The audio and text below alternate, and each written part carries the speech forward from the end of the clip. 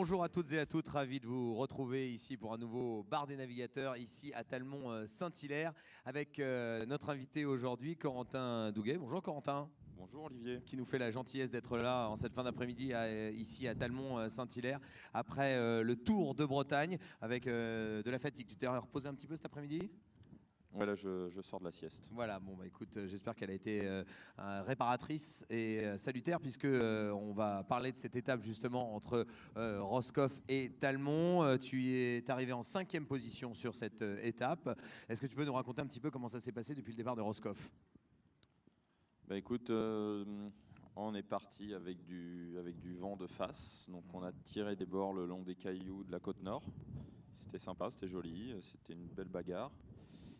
Et puis après, une fois qu'on a passé la pointe de Bretagne, le vent d'ouest nous a permis d'envoyer les spies et de venir très très vite jusqu'à Talmont. Alors, est-ce que ça a été une balade de santé sous spi ?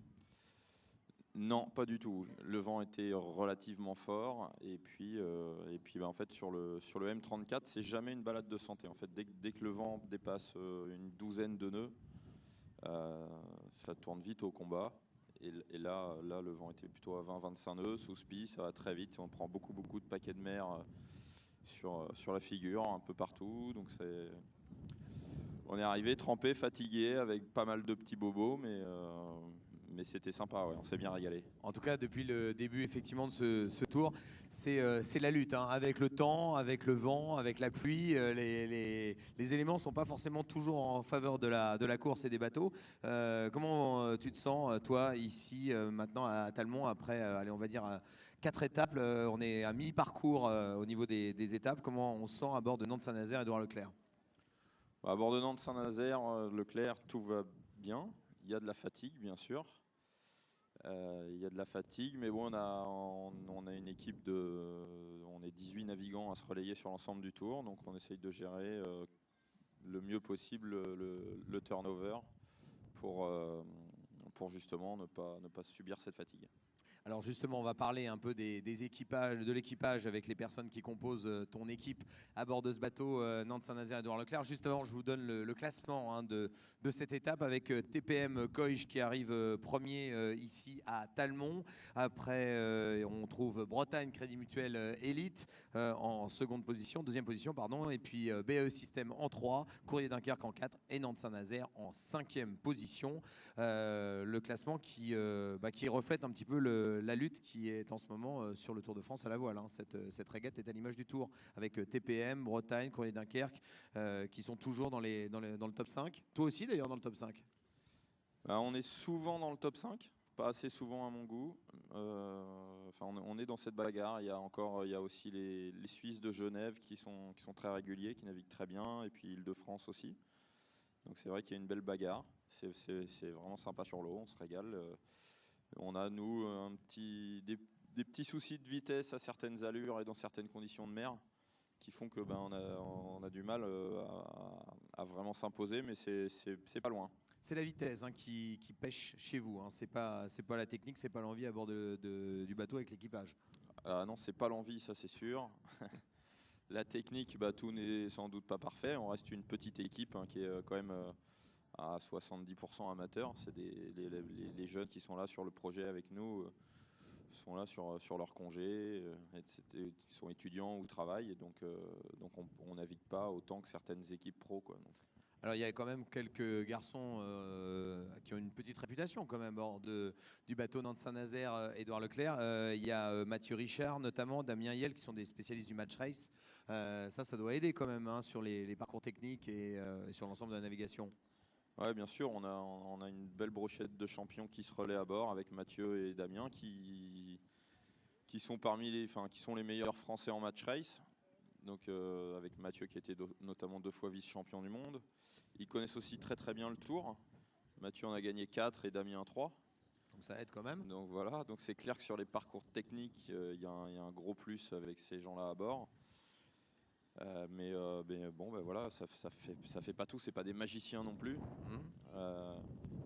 mais forcément, il nous tire vers le haut. Et puis il y a aussi Pierre Le Boucher qui va partir après l'étape ici de Talmont. Pas parce qu'il en a assez, c'est parce qu'il va partir pour les JO à Londres en 4,70 avec Vincent Garros. Ça, j'imagine aussi que c'est des éléments qui aident à bord du bateau.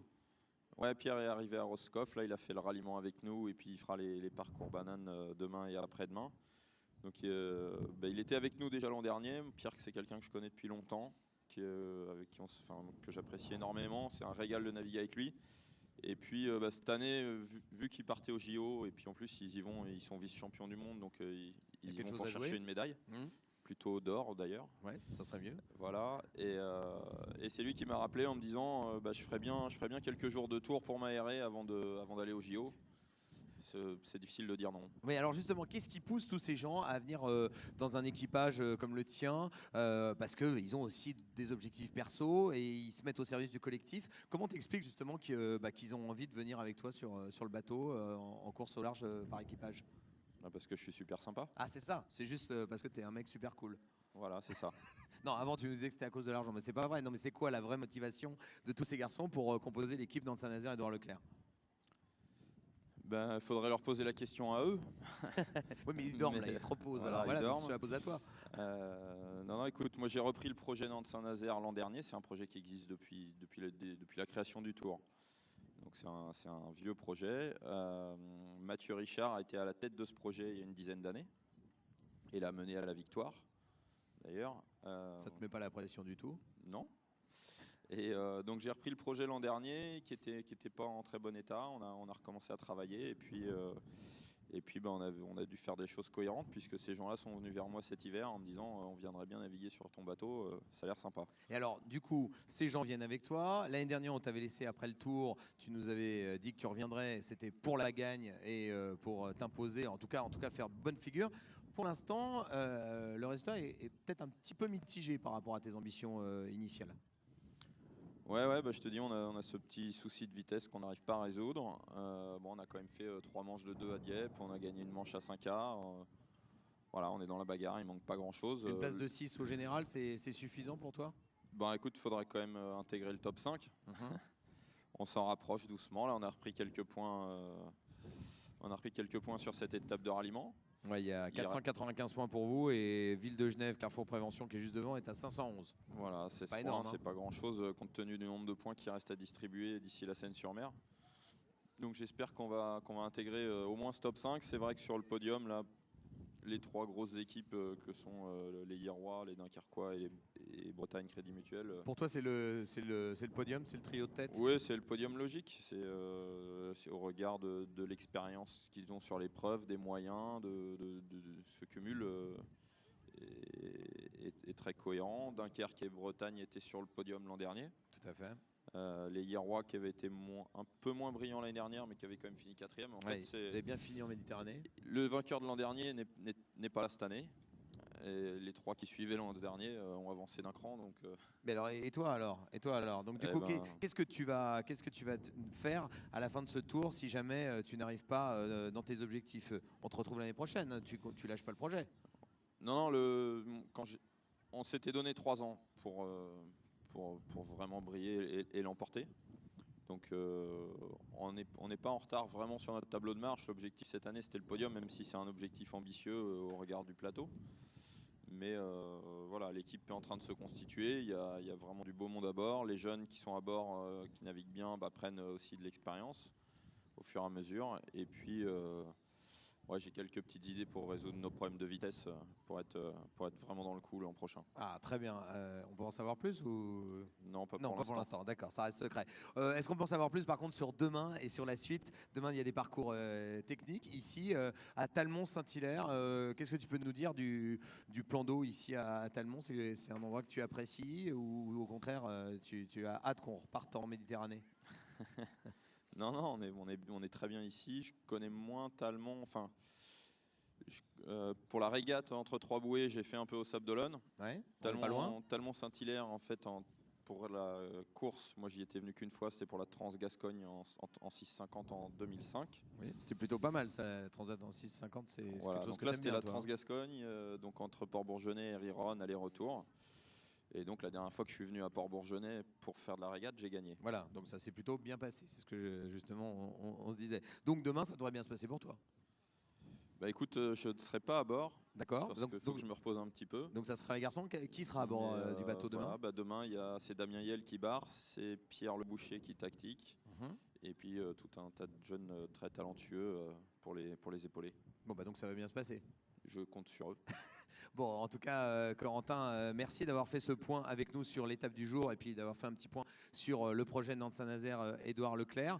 On va rappeler le classement. Hein. Nantes-Saint-Nazaire actuellement 6e au classement général. Le podium se présente de la façon suivante, de façon provisoire, après 18 courses. Courrier Dunkerque toujours premier, devant TPM avec quelques points d'avance. 567 pour Courrier Dunkerque, 558 pour Toulon, Provence, Méditerranée, Coich. Et Bretagne Crédit Mutuel Élite avec Nicolas Troussel avec 539 points. Voilà, ça c'est le trio de tête pour le moment. Je te demande un pronostic pour le gagnant à la fin du tour. Un pronostic pour le gagnant à la fin du tour. Eh ben écoute, si c'est pas nous, je pense que ça devrait être TPM. Bon.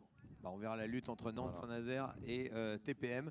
Ça sera, j'espère, un beau match, je te le souhaite pour toi, à partir de demain, bien sûr, ici à Talmont-Saint-Hilaire. Et puis, bien sûr, après, on partira en Méditerranée, mais on aura l'occasion d'en reparler dans le bar des navigateurs. Merci Corentin Douguet d'avoir été notre invité. Merci Olivier. Allez, bonne soirée à tous. Vous pouvez bien sûr nous retrouver sur tourvoile.fr, le site internet du Tour de France à la voile et sur les applications mobiles Android, iPhone, bien sûr, Tourvoile, et puis le tweet avec toutes les infos en temps réel sur les courses. Bonne soirée à tous. À bientôt. Bonsoir.